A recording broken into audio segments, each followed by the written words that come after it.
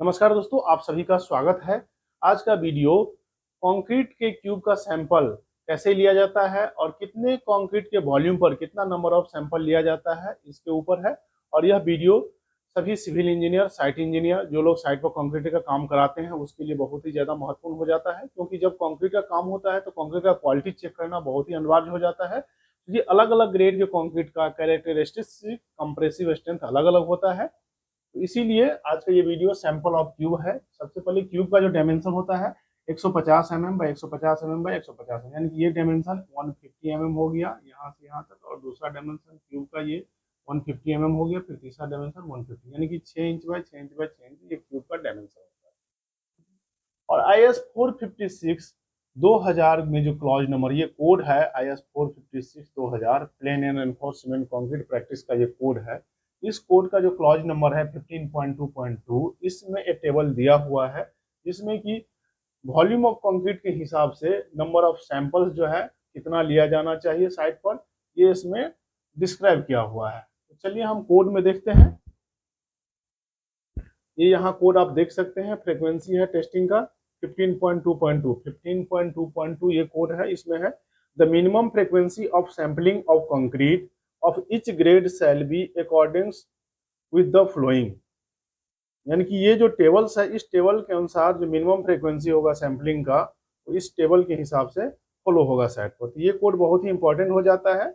जो लोग कंक्रीटिंग का काम साइट पर कराते हैं तो ये कोड आप लोग जरूर पढ़िएगा। IS 456 2000 ये है plain and enforced concrete code of practice, इसका 4th रिवीजन है ये। तो ये प्रत्येक सिविल इंजीनियर के लिए यह कोड बहुत ही ज्यादा इंपॉर्टेंट हो जाता है, इसलिए इसे बार बार पढ़ना चाहिए।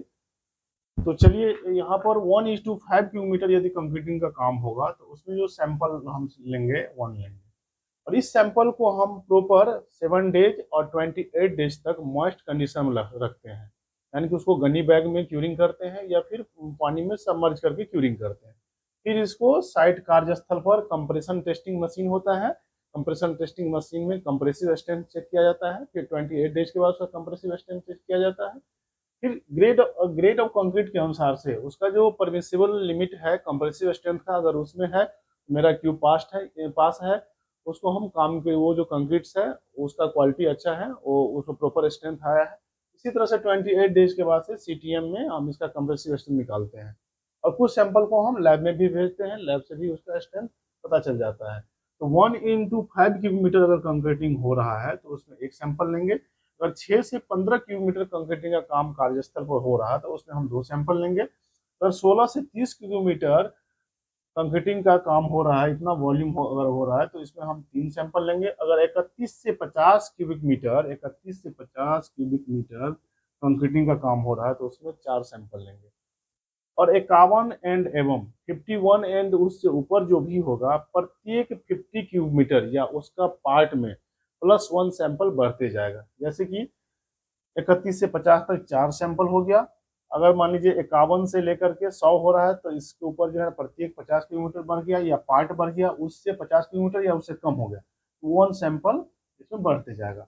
अगर मान लीजिए कि 150 किलोमीटर एक दिन में काम हो रहा है तो उसमें 31 से 50 के लिए 4 है, और उधर जो है 150 है तो 100 बढ़ गया, तो 1 यानी कि 4 + 1 + 1, यानी कि जो सैंपल हम लेंगे 4 5 6 सैंपल लेंगे।